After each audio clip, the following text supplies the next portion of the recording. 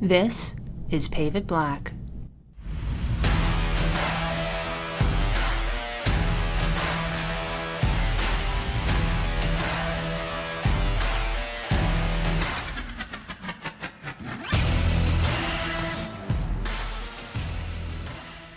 Hello and welcome to Pave It Black, the official podcast of the National Asphalt Pavement Association. My name is Richard Willis and I'm here today with Will and Don Gallagher. How are y'all doing? Doing great. I'd like to, for a minute, if y'all would please just introduce yourselves, give the audience a little bit of background on who you are and what you do right now in the asphalt industry. Yeah, so I'm Don Gallagher. I've been in the industry since 2017, but being the family business, we kind of grew up in it our whole lives. Currently, I'm plant manager, so I oversee three of our asphalt plants, and so I take care of the scheduling and the maintenance of all three plants. Will Gallagher, my background, I went to Indiana University, born and raised in Chicago. There I majored in business economics, public policy, and finance. From there I kind of went into consulting, strategy consulting, growth for about 4 years. Joined the company beginning this year. Went into project management within more of the concrete space, so kind of opposite of what everyone else would think in an asphalt company.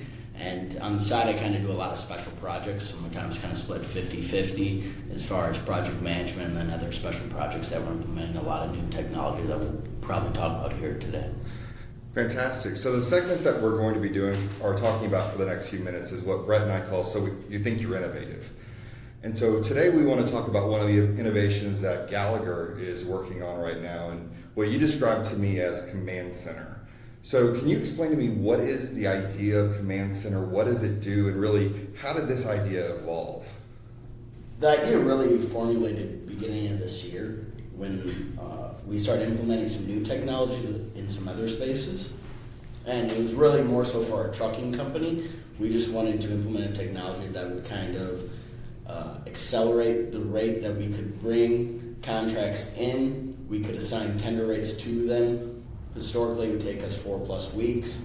Our vendors didn't like that. They want to get paid quicker, and we think that's a way to attract more trucks. So we had implemented this new technology software called XBE. What we ended up getting out of it was far different than what we thought we were going to get. It was actually probably 10 times better. So kind of this whole idea of transparency led into other ideas we were also thinking about in the works as far as what would it look like if a plant were to operate with as little people there on site as possible, and saying could we have a central hub where we could just operate plants across the country and remote into customers, just like a drive-through at a Starbucks. We're trying to look, can we bring that same idea to the asphalt industry? Yeah, I think the other thing to tie into that too is we have kind of multiple buildings on our campus, and this was a quick and easy way to get everybody in the same room, that if we do have a plant issue or a paving construction issue, that everybody's in the same room and we can quickly get together and resolve those issues as fast as possible, not trying to phone tag everybody to get everybody together to resolve these issues.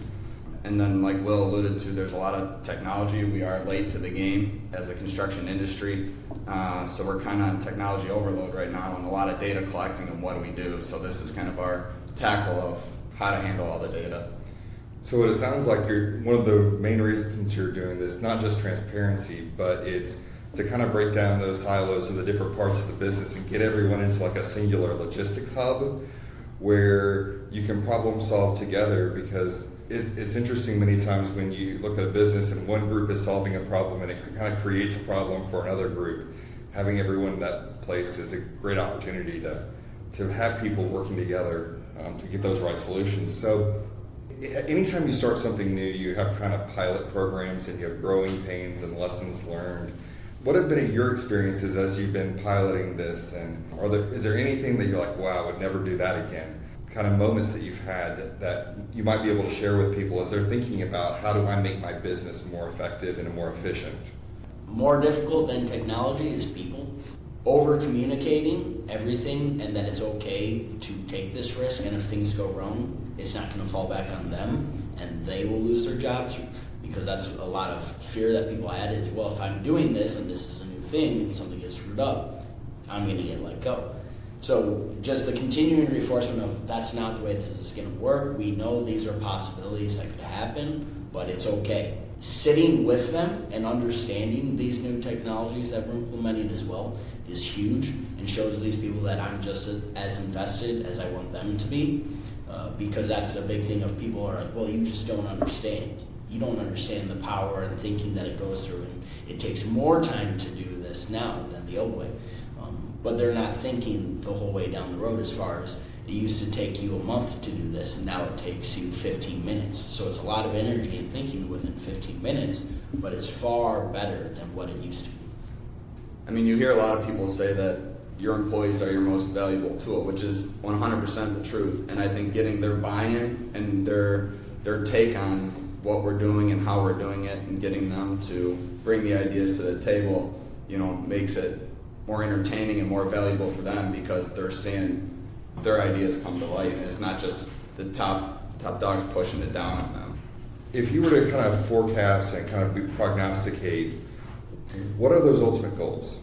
So really within the command center, I see it of being both messaging back and forth. We have mass texting. We're leveraging Slack a lot. So instead of people always picking up the phone and calling and then hanging up because someone didn't answer, they call again later. This all burns energy and time, and it's more so saying how can we streamline the communication and run as lean as possible. So we're actually discussing it this year as far as what would it look like if we reduced our scale and built new skills with little kiosks, just like at a Starbucks drive-through, and have video cameras on there, so that as truck drivers came through, if they could, they'd have a fast pass where they can just scan or quickly place their order if they're residual customers, and just fly right through to the plant. So we decrease wait lines and time, and then having the video cameras there so that if someone is struggling or needs additional help, this person can call in to the command center, and someone can be there and video chat with them to walk them through everything, give them the details they need. Yeah, I think the other foresight of the command center is, with the transparency comes trying to push the decision making down to the lowest level. Is you got those key people in the command center for a reason, because they know what's going on and they can make those quick decisions that need to be made to help a job, reduce trucks or whatever it may be, without having to push it up and get more people involved, and you just increase costs that way. The question I want to ask is, so you've only implemented this for less than a year now. What are the differences in that short period of time that you've seen on your business in terms of better KPIs, better reduced wait times? How has this innovation changed and impacted your business for the better? By having all the parties in one room and breaking down those silos has increased the communication and efficiencies of the trucking, the construction process, and the plant side of things. It seems like stuff's starting to flow a little bit better. Everyone's understanding the new process, and I think it's benefiting us pretty quickly here in the short term that we've had. We are flipping the worlds upside down, but it's a good thing. And so it's not to get anyone in trouble, but it's to make us all a much better, more competitive company, to get more projects, to keep you guys working and helping us help you move your families forward. And that's really what it comes down to with our mission statement at the end of the day, is how can we help move your families forward?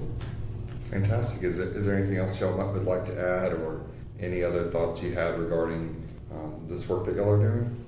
Innovation historically hasn't been in this industry, or people would commonly think it hasn't been. It's funny, construction was actually rated the second least innovative industry in the world. The first being like fishing and hunting, which was pretty funny when I found that out. But I think it is coming, and people are going to see a huge amount of change in this industry. There's a lot more data analytics. We should start to see a spark in change as long as people like ourselves are going out to these communities and preaching this type of stuff, and going to these colleges and telling everyone what can be and what their lives can be, and that they can obtain a good living and move their families forward doing all of this. It's not so much having to go out and get a fancy title elsewhere and get an expensive degree, but they can make themselves a good living within this industry. Yeah, especially with the younger generation and how available technology is at your fingertips. I mean, think about how powerful the iPhones and Androids are nowadays. I mean, you can do so much with them. The processing power is unbelievable. So I can't wait to see what's next, and I think it's going to be great stuff. So. Fantastic. Well, thank you all so much for your time today. And again, this was Will and Don Gallagher with Gallagher Asphalt. And I'm Richard Willis with the National Asphalt Pavement Association. And just remember, keep paving it black, and we'll talk to you in the future.